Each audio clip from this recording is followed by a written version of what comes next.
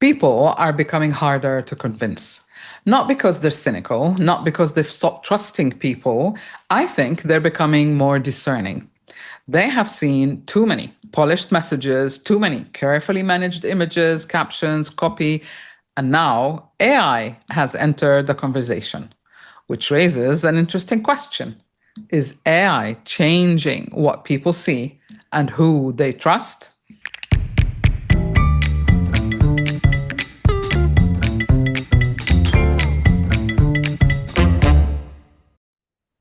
Hello and welcome to Unbox the Podcast. I'm Sahar Huneidi Palmer, best-selling author, intuitive life mentor, and your host.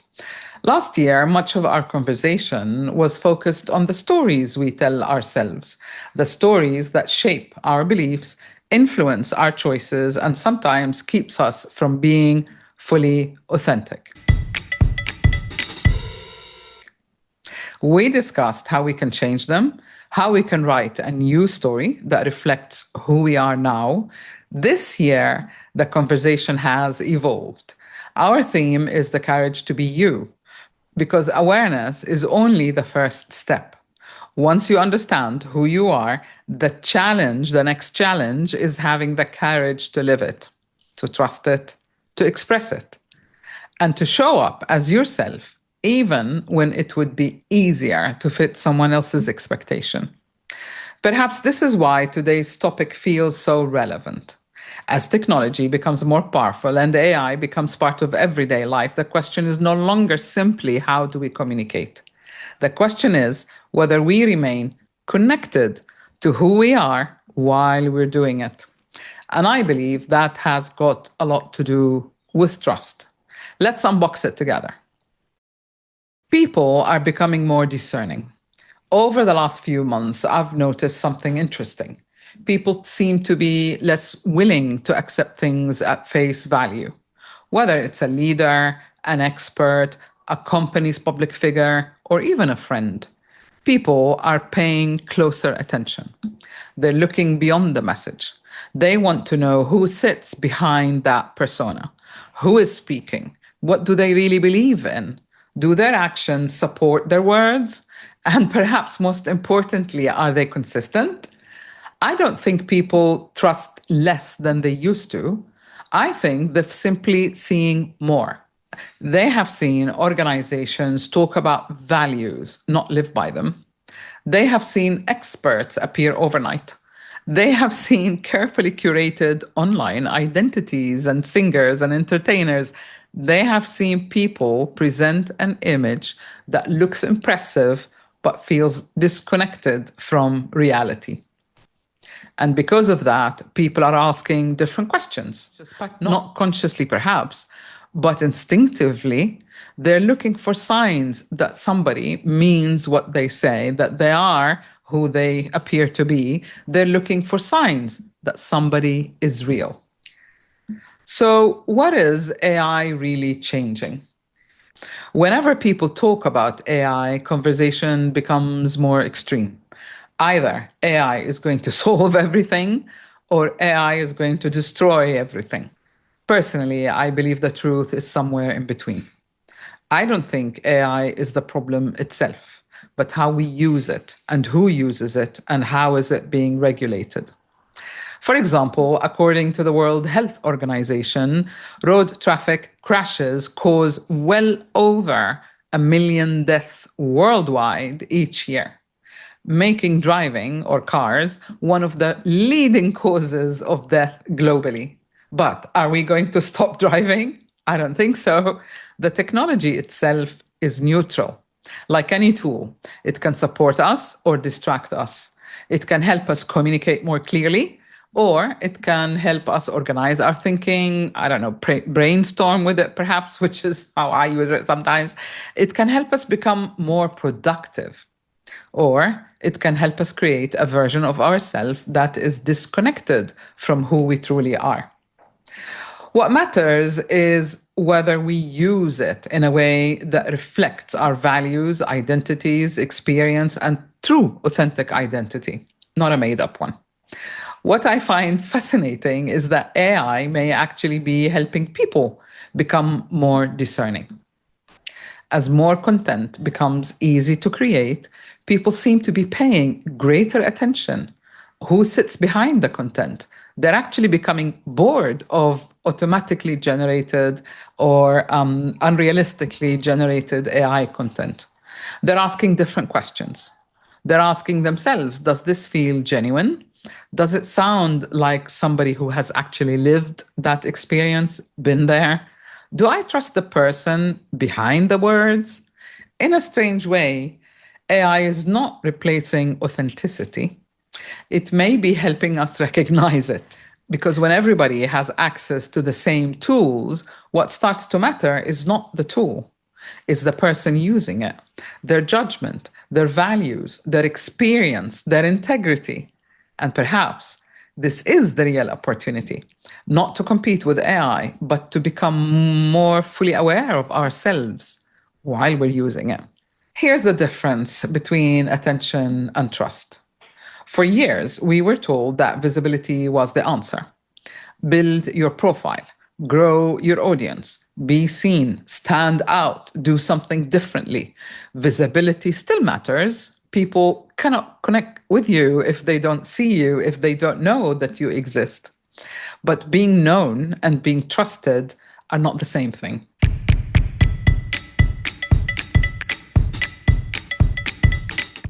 Think about the people whose advice you genuinely trust. Usually, it is not because they're the loudest voice in the room. Usually, it is not because they post every day or show up at every conference. It is because over time, they have earned your trust. Their actions support their words.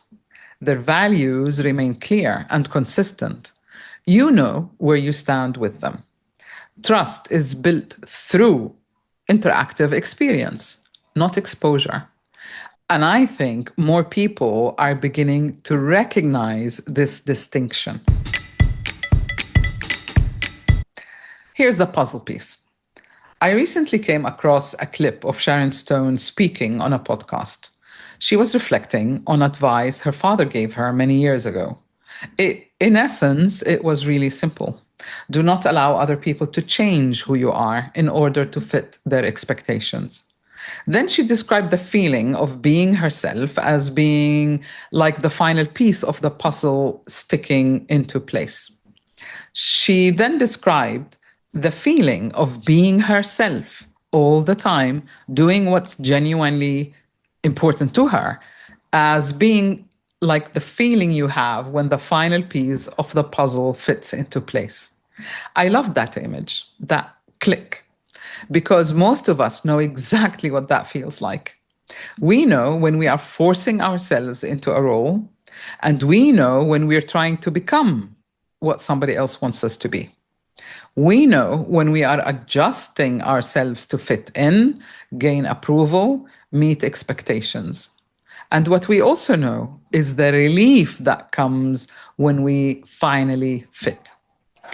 When we stop performing, when we stop pretending, when we stop trying to become someone else, there is a sense of ease. There's a sense of congruence. There's a sense of coherence. Call it whatever you want. There's a sense of coming home to yourself. That is invaluable. What struck me most was another point she made. Each one of us has something unique to contribute. If we're not being ourselves, then we cannot add to the pool, we cannot contribute whatever it is we carry innately within us. We cannot fulfill our purpose by abandoning ourselves. And perhaps that is where trust begins, not with influence, not just with visibility, not even simply with communication, but it is having the courage to be you. So what comes before trust? This is where I think the conversation becomes really interesting, because most people focus on communication. I'm talking about leadership, even self-leadership. In the relationships that you're in, communication is very important. That makes me laugh, actually, because today I had a conversation with a friend and he's saying, this is how I am. I'm basically, this is what he was saying. And you talk too much. And I never thought of myself as somebody who talks too much, apart from the podcast, but we'll see where that's going. So How do you sound more credible? How do you become more influential? How do you trust? How do you build trust? And yet, very few people ask what comes before all of these things. Through more than 3 decades of working with clients, I have found that trust rarely begins with communication. It begins with self awareness. If you, the other, the audience, your friends, your family are not aware enough, that will create friction because self awareness creates alignment. When you understand your values, your motivation, your strength, your fears, your beliefs, your behavior naturally becomes more consistent. Your decisions become clearer. Your communication becomes more authentic. You stop trying hard to create an image and begin expressing who you truly are. Often, people talk about authenticity as though it's a strategy. I don't see it that way, to be honest with you. Authenticity is usually the result of knowing who you are, being the same person all the time, centered in your core essence. And people can feel the difference. They may not always be able to explain it, they will feel it. Let's talk about the BEMA connection. This is exactly why the 4 dimensions of change sit at the heart of my work: body, emotions, mind, and belief system. When those are aligned, your actions become naturally natural. You become more congruent. The way you feel, think, communicate begins to click and support the message or the communication you're trying to put across. People experience consistency instead of perfection. Consistency instead of perfection. Your values show up in your decisions. Your beliefs show up in your actions.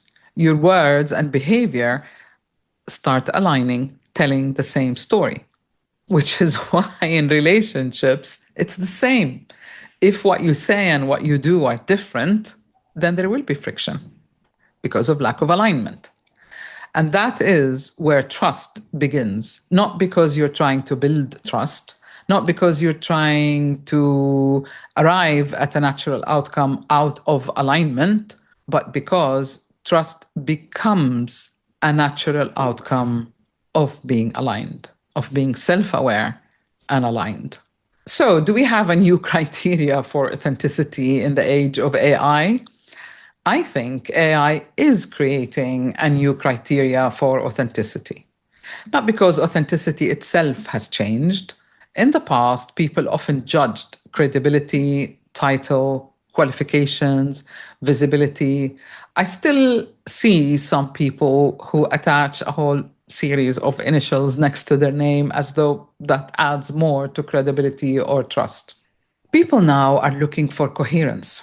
Does this person sound like themselves? Do their actions match their message? Do they show up consistently over time? Do they actually live what they're talking about? These are the questions that matter. And they matter because people are becoming more discerning. People are tired of generic content. The more powerful our tools become, the more important self awareness becomes. Because technology cannot replace character or the human connection. No technology can replace integrity. And no technology can replace the trust that develops when people consistently connect and experience alignment or resonance or vibe. Today, we explored whether AI is changing what people see and what they trust. We talked about why people are becoming more discerning in spite of all the content that you see. I look for trends, and this one is so clear to me that AI is not just the problem, and you're not missing anything because you don't know how to use AI, which is what most advertising is. You still need to be you. Yes, learn the skill, but be true to yourself. The way we use AI says more about us than the technology itself. How authenticity may become even more valuable in an AI driven world, and why self awareness and alignment and congruence remain the foundation of trust. Perhaps the real opportunity is not learning to appear more authentic. Perhaps it is becoming more authentic. Because when our values, actions, and communications are aligned, trust follows naturally. And perhaps that is what courage really looks like. Not becoming somebody new, but having the courage to be who you truly are. Thank you for joining me today on Unbox the Podcast. I'd love to hear your thoughts. Certainly, that now we're in video, I'm still working on it, but do let me know. Has AI made you more discerning? Send me a message and let me know where you're listening from. And if you're looking for greater alignment and clarity, visit my website. Explore the different resources that I have available: books, mentoring, programs, e-learning at your own pace, and definitely my newsletter. And before you go, please subscribe or follow this podcast. It will help more people like you find me. Many people listen every week, but never subscribe. And as you know, that small statistic, that small action makes a real difference. Until next time, stay grounded, have the courage to be you. See you next Tuesday.